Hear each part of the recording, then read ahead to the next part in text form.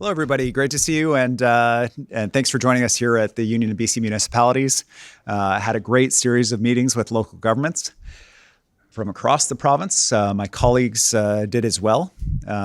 Very constructive conversations about how we can address the concerns of daily life of people in every corner of British Columbia and how we can grow our economy together to ensure that we're providing the prosperity that British Columbians need and deserve, as well as the frontline services that we all want to be able to deliver together. So happy to take your questions and look forward to the conversation we're going to have. Hello. And thanks for joining us. We have members of the media here at UBCM, and we're going to start here on the floor with Justine Hunter from the Globe Mail. Go ahead, Justine. Thanks. First of all, you've announced legislation coming on the North Coast transmission line. Have you got a budget for that yet? The work is continuing with First Nations partners across the line. There'll be a full procurement process, and we'll have more to say as that continues. It's going to be a significant multi-billion-dollar project. And Justine, do you have a follow-up?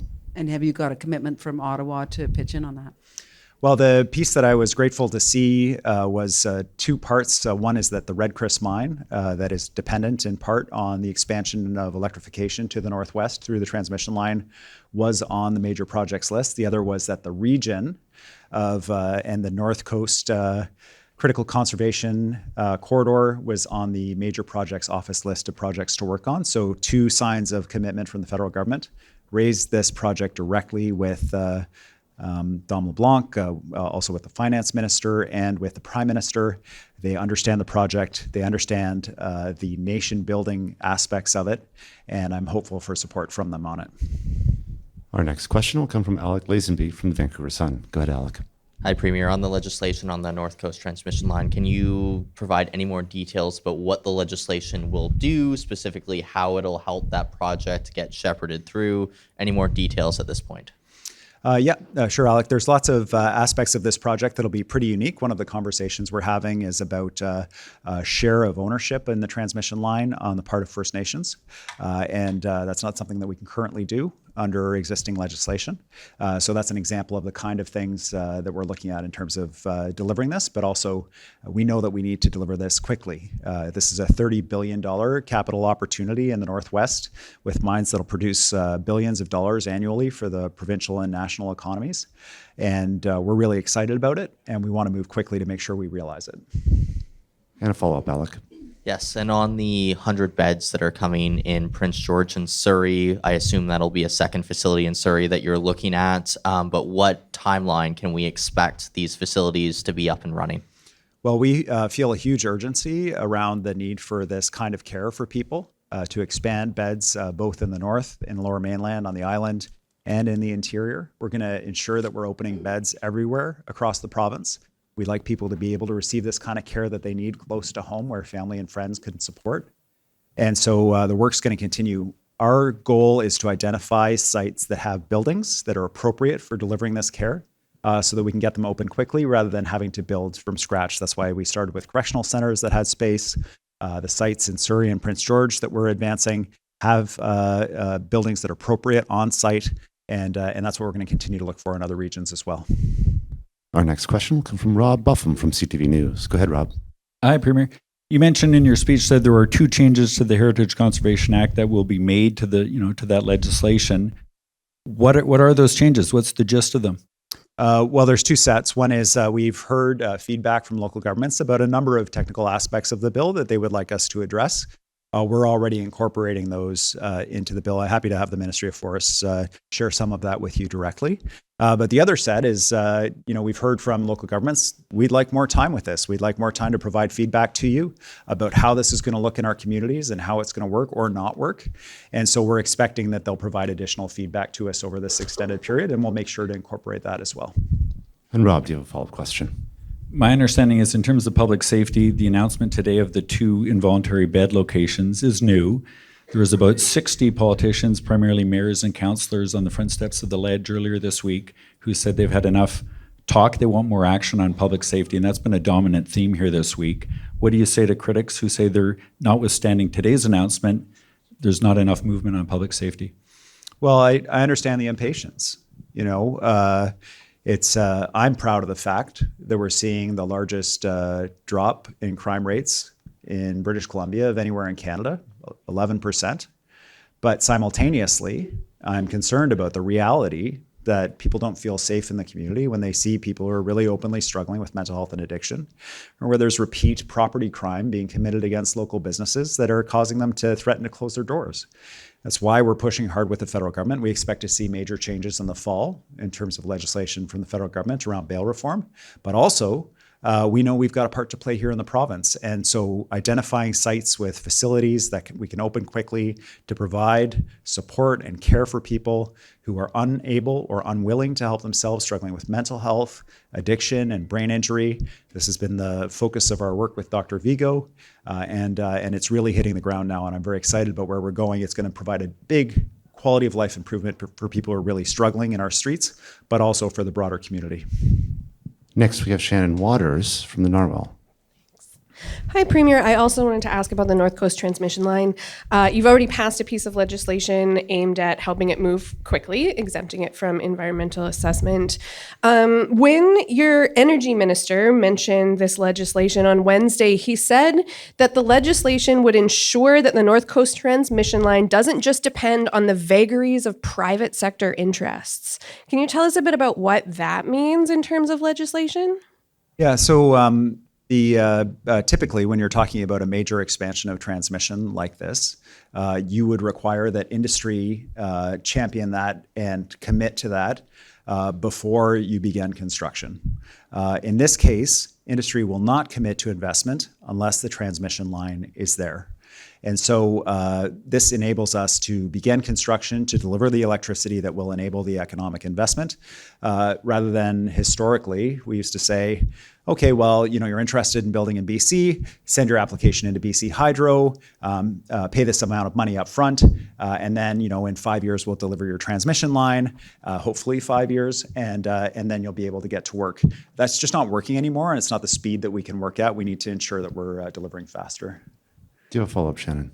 I do. I'm not sure what entrance you used to get into the conference center here today, but there's a very large inflatable likeness of you outside on the streets.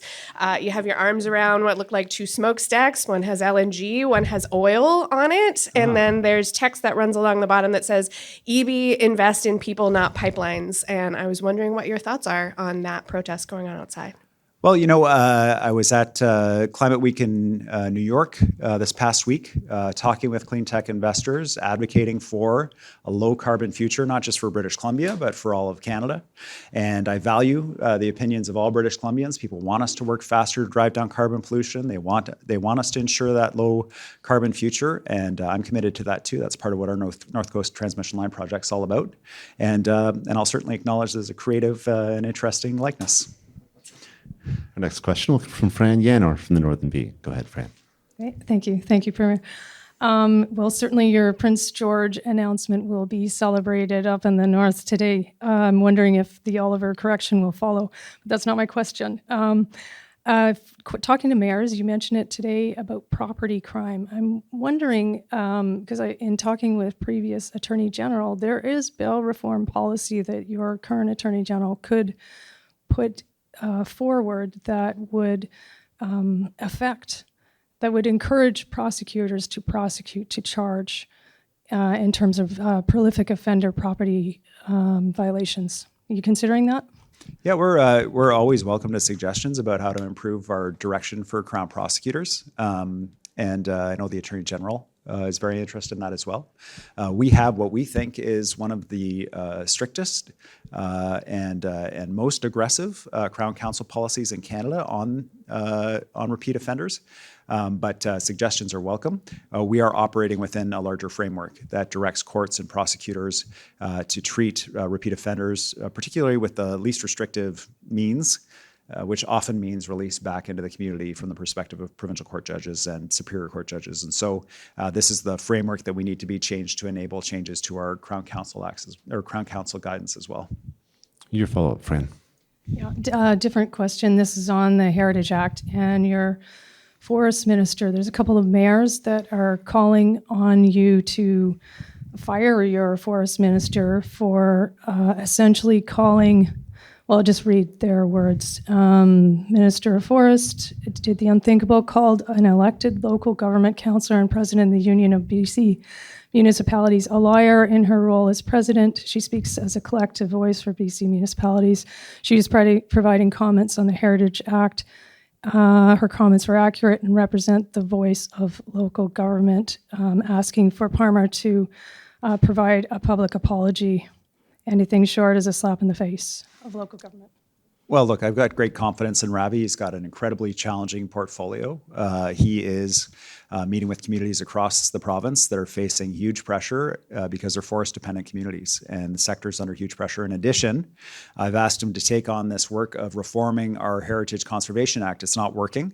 If your community is trying to build, or heaven forbid, trying to rebuild after a massive forest fire, people can't get the permits that they need to be able to build housing, to build our economy. And from the First Nations perspective, it's not adequately protecting cultural heritage that is vital for their communities. So it's not working for anybody. It has to be reformed. The dominant message that I heard from UBCM, from the president included, is that they want more time with this. They want to engage and provide more suggestions and feedback to government. The minister announced that. We're delivering that. I know there was a perception that there wasn't enough engagement. We've heard that, and so we're responding to it. We're providing more time. We're taking that feedback seriously. Next, we have Richard Sussman, Global News. The BCGU had what is likely their largest event of the strike so far, just across the street at the museum. There are a number of unions there. What do you say about the return for the province to the negotiating table? The expectation from Paul Finch was Monday. What is the revised offer, and do you believe that we can get to a conclusion of this strike at some point soon? Yeah, I'm glad we're going to be able to get back to the bargaining table. I'm looking forward to that. Government employees across the province provide vital services for British Columbians. We want them back at work. We want to recognize their remarkable contribution to building up this province. And we have a competing reality, which is that our financial situation is strained. We can't provide the kind of agreement that we provided last time under Premier Horgan to the BCGEU. And so we got to sit down, we got to be creative. We're going to find ways to support those workers who are really struggling with the cost of daily life, make sure that we're recognizing their contributions, but it will require us to work hard at the table, and I hope we're able to do that. I can't share our bargaining ins and outs with you here in a press conference, but we will definitely be engaging in a back and forth at the table with the GU, and I look forward to that conversation. And Richard, do you have a follow-up question? Yeah, yesterday John Rustad said he would overhaul Metro Vancouver board if he was to become premier. Are you okay with the status quo of what's happening right now with governance in Metro Vancouver? And how quickly do you believe you need to change things, if you believe you need to change things at all, around that issue of transparency and accountability? Yeah, Metro Vancouver has some serious work to do in terms of how they govern themselves to earn the confidence of the public back, and I know that they can do it.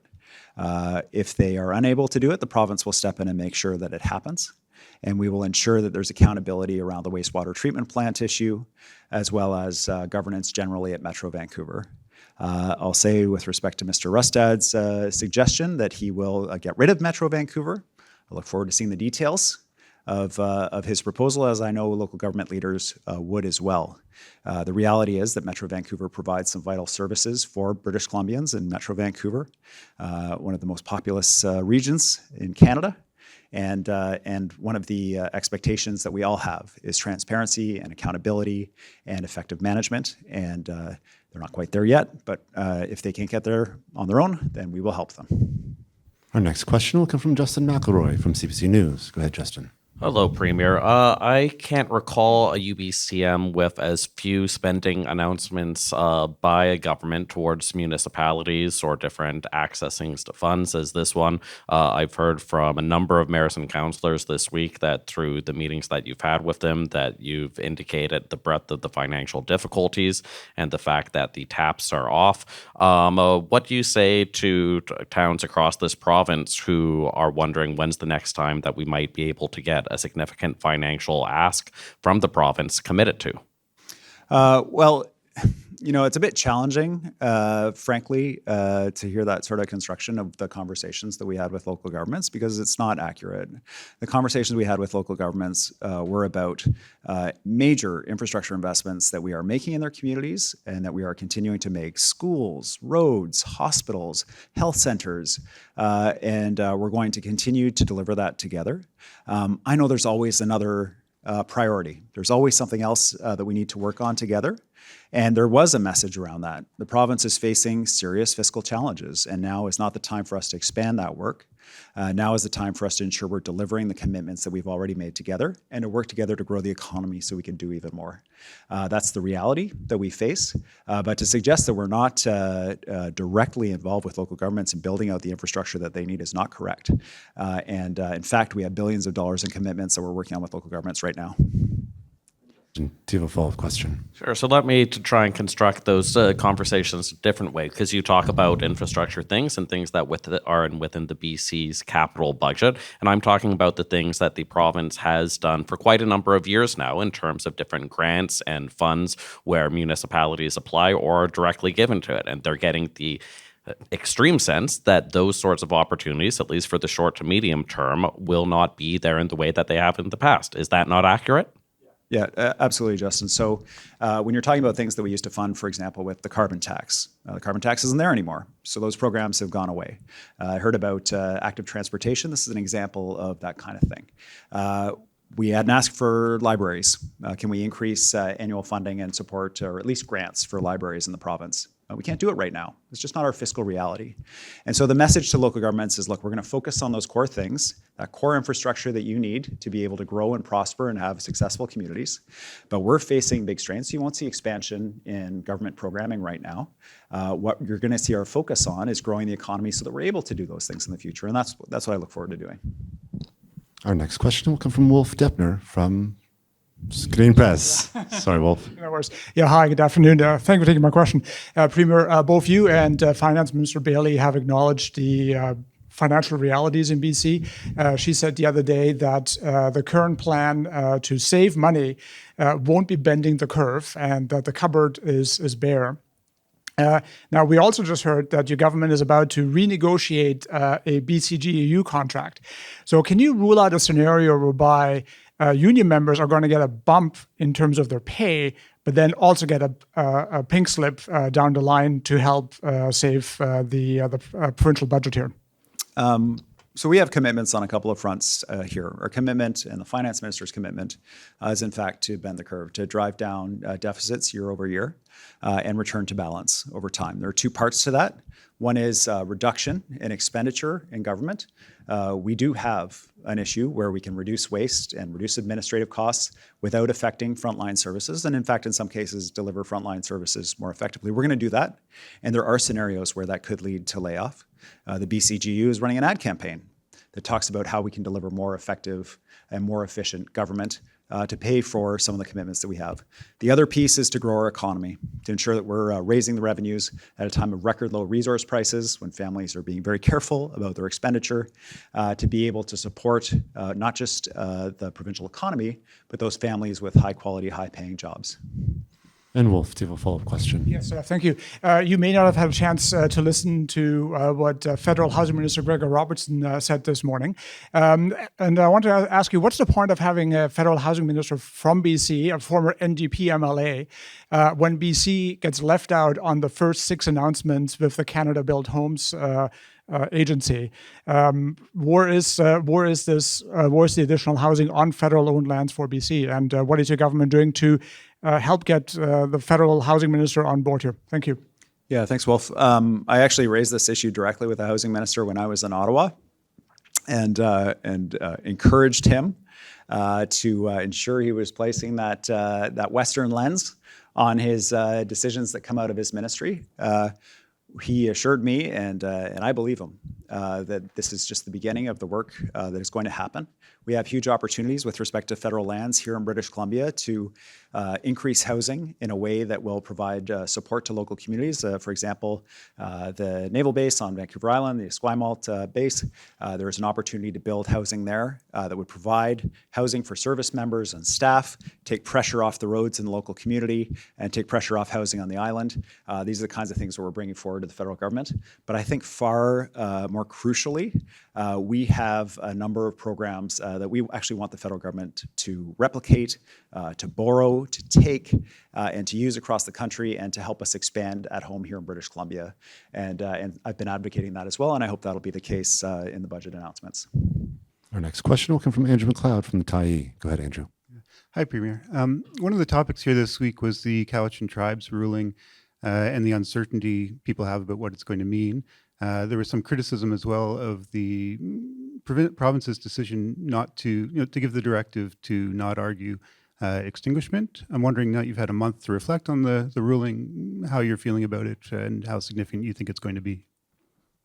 Yeah, the ruling is an important one for British Columbia. It's an important one for the Musqueam. It's important for Tsawwassen. It's important for Cowichan. And so we're approaching this it's a challenging one for us, obviously. You have First Nations against First Nations arguing in court. It's a challenging position for the provincial government to be in. And I think for many British Columbians, anxiety about how we reconcile Indigenous title with private property rights. The decision creates great uncertainty for our province about how Indigenous title relates to private property, and we have to clarify that urgently. We're appealing the decision. We're going to the Court of Appeal. I've heard a number of suggestions. We should do a reference to the Supreme Court. We should do this. We should do that. The most important thing, to my mind, is that the full record of the trial court is in front of the Court of Appeal, that they're able to make a decision based on the evidence, based on what the trial court heard, based on the actual implications for the entire region, including the First Nations, and not that it's decided by one judge out of the Supreme Court of Canada in a non-binding decision in the abstract in a vacuum. And so we're working hard with other litigants, including the Cowichan, to get it to court as quickly as possible because we need this uncertainty resolved. And Andrew, do you have a follow-up question? Yeah, on a separate topic, the Greens chose a new leader this week. You have an agreement in the legislature to work with the two MLAs.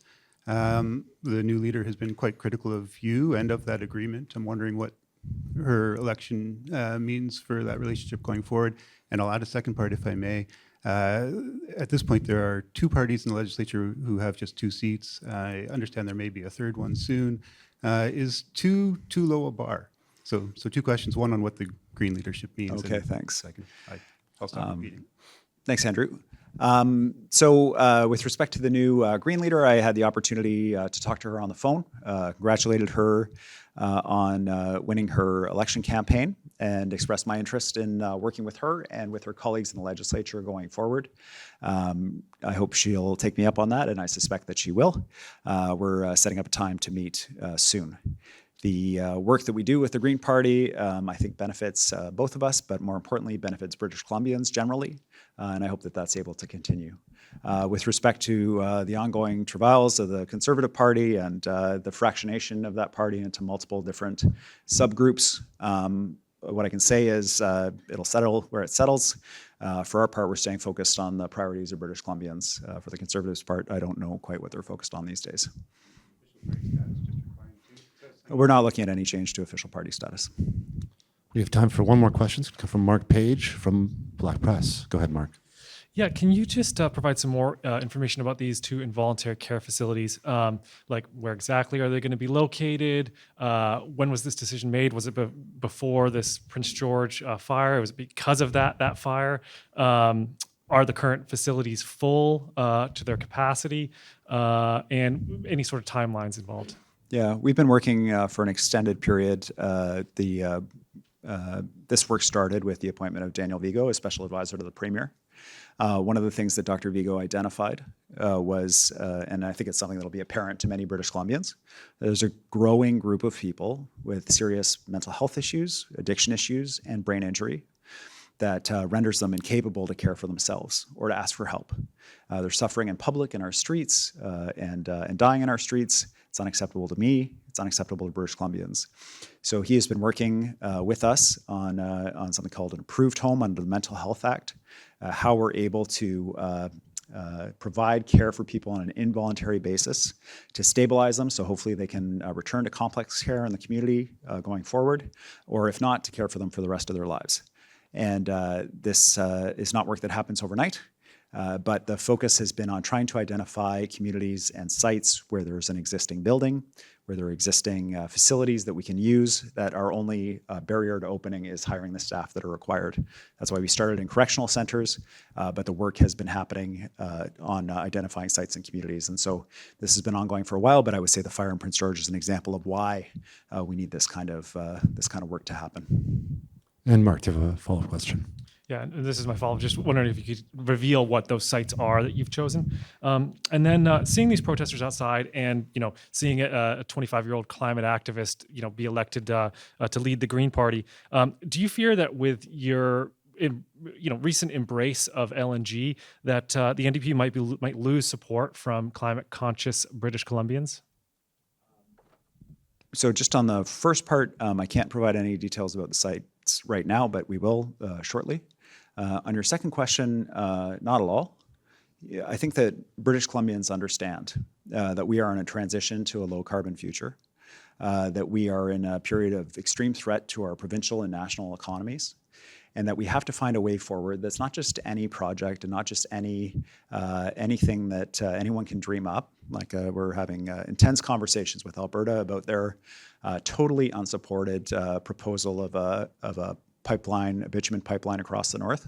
So it's not just anything, but where we can make what we believe is a meaningful difference in the Canadian national economy and our provincial economy in a way that reduces carbon pollution, in a way that provides high-quality jobs for British Columbians. We're going to take those, and we're going to make sure that we do it in a way that British Columbians can be proud of, using our electricity to drive down emissions and create additional jobs, ensuring that the benefits flow to local communities, supporting unionized jobs so that people have high-quality lives with good pay and good benefits. And so that's the hard conversation that we're having with some groups in the province. For many British Columbians, it seems very obvious that this is the direction that we have to go. But building that consensus, building a durable consensus for resource development done responsibly in this province and this country, I think is our government's responsibility, and I think is a path forward for us as a nation, and something we're trying to do with the federal government as well. And that's all the time we have. Thank you so much for joining us, everyone.